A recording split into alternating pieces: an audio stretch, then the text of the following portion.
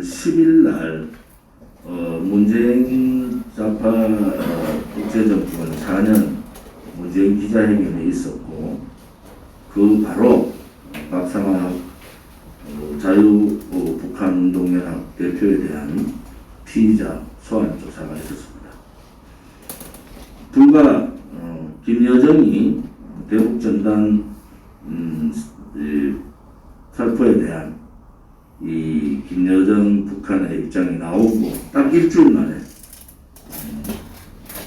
경찰청장을 비롯한 문재인 좌파 독재 정권의 수구들이 박상학 씨를 피의자 소환 조사했습니다.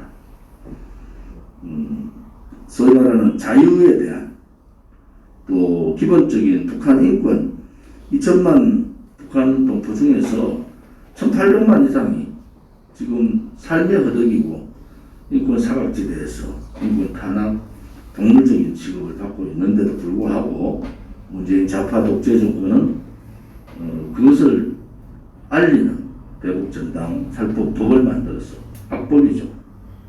이러한 짓들을 하고 있습니다.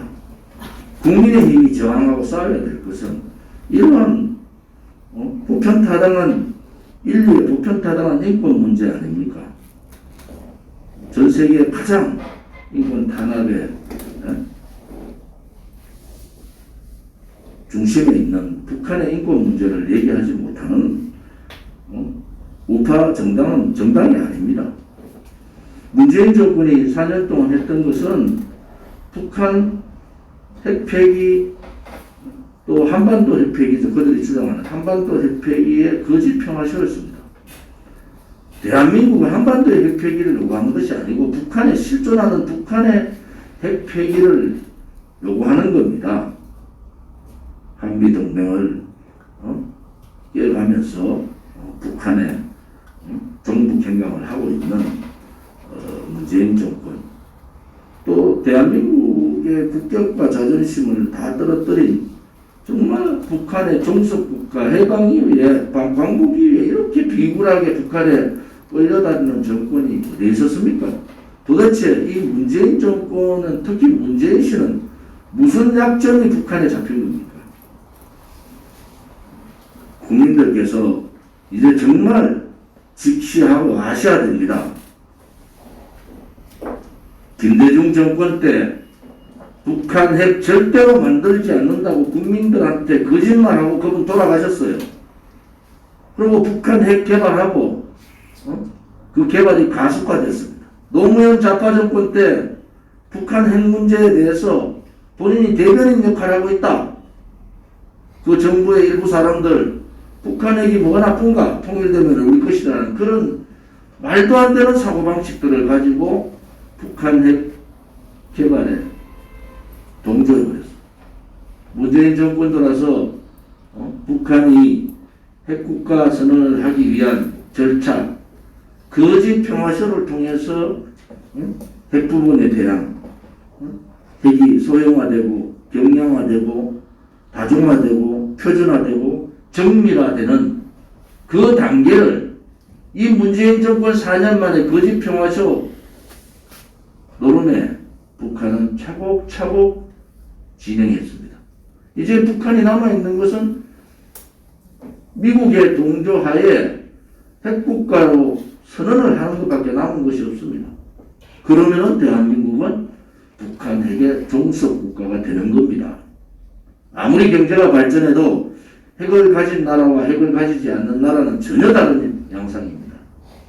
그들이 가고자 하는 길이 무엇인지 이제 우리 국민들이 제대로 깨달아야 됩니다. 북한을 군사적으로 제압하고 북한을 소위 말하는 북극 광병으로 북한을 제압했던 박정희 대통령이나 북한 핵을 머리 이고 살 수 없다는 김정은을 창수하겠다는 박근혜 대통령이 무엇을 잘못한 겁니까? 북한 핵을 만들고 대한민국을 영원히 북한 조선인민공화국의 김일성 3대 세습 정권의 노예로 전락하게 만든 이러한 좌파 정권이 무엇을 잘했습니까? 이제 국민들께서 깨달으셔야 됩니다. 대한민국은 주권국가고 대한민국은 세계에서 가장 위대한 국가입니다. 북한 같은 3대 쓰레기 같은 그러한 세습 국가에 지배당하는 나라가 아닙니다. 우리 공화당이 가는 길이 그 길입니다. 우리 공화당은 당당하게 보편타당한 인권을 얘기하고 북한 주민들의 해방을 얘기하고 자유통일을 얘기하는 그러한 당당한 정당이 바로 우리 공화당입니다. 이제 국민들께서 판단하셔야 됩니다. 이번 대통령 선거 전에 좌파들이 지지율에서 밀리기 시작하면 어떠한 술책을 벌일지 모릅니다. 그중 하나가 개헌입니다. 벌써 김종인 씨는 당대표 비대위원장 그만두자 말자 개헌 얘기를 했습니다. 그분 얘기 중에서 우리가 귀담아 드려야 될 부분이 있습니다. 권력기관이 다 장악된 상태에서 누가 대통령 되면 뭐 할 수 있느냐? 뭘 할 수 있겠습니까? 결국은 지금 있는 유약한 대통령 후보, 대한민국의 헌법적 가치, 정체성이 확실하지 않은 좌파 독재 정권을 뿌리쳐 뽑아내야 되겠다는 그런 확실한 국가관이 가지지 않고 가치관, 의식이 가지지 않으면 결국 야합 개헌밖에 없습니다. 우리 공화당이 그렇게 힘들게 투쟁하는 것은 거기를 우리가 보기 때문입니다. 거기를 그렇게 대한민국이 갈 수밖에 없는 것을 인지하기 때문에 우리는 이 반좌파 독재 투쟁,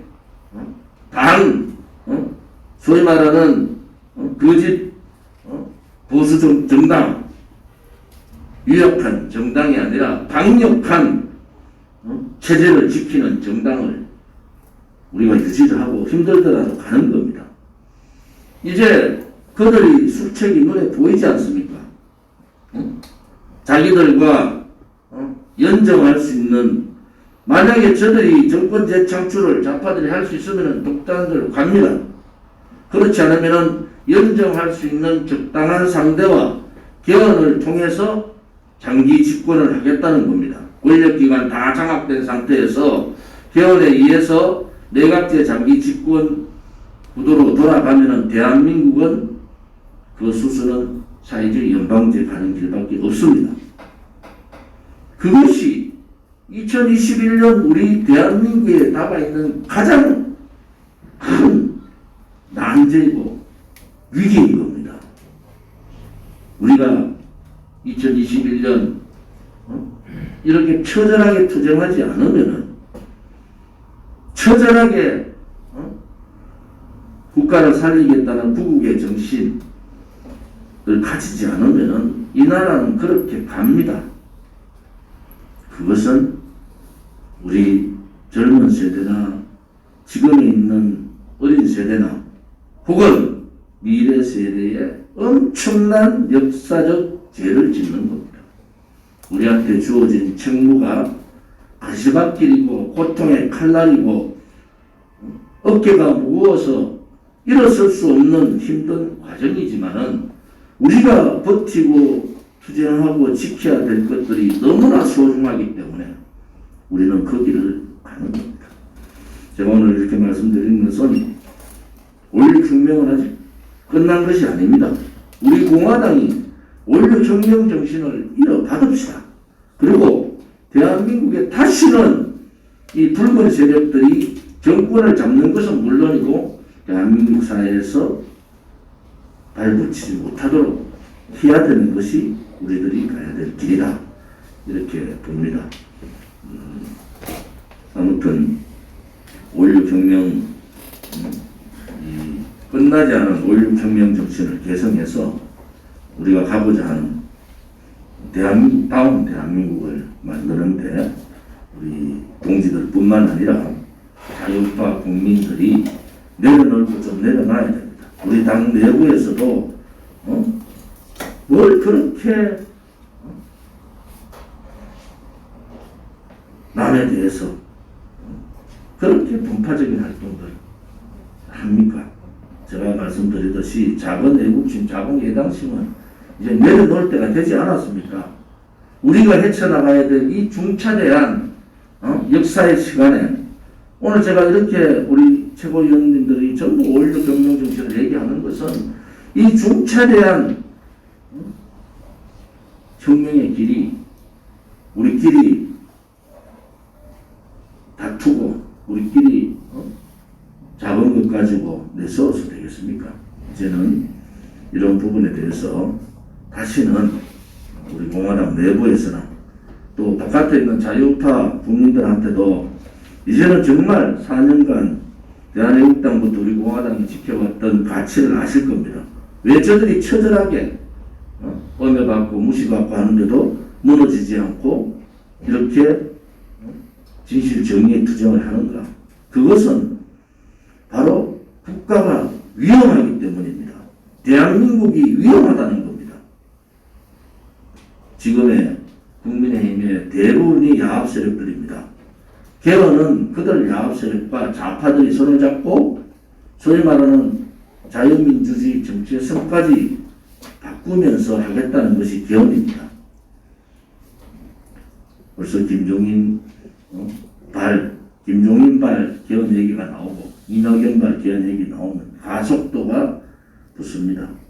이 개헌 과정에서 박근혜 대통령이 석방되지 않으면 막을 사람이 없습니다. 우리 공화당은 그냥 적당하게 정당 하나 만들어서 그냥 이렇게 부려가는 그런 정당이 아닙니다. 우리 공화당 스스로 국민들이 만든 정당은 국민의 지상의 명령을 받아야 합니다. 또 그것이 역사적 책무면은 무겁고 힘들더라도 짐을 지어야 합니다. 오늘 5.16 혁명 다음 날에 5월 17일 날 또 한 번 조심의 마음으로 결의를 다지고 우리의 투쟁에 불을 붙이기를 바랍니다. 비공개로 하겠습니다.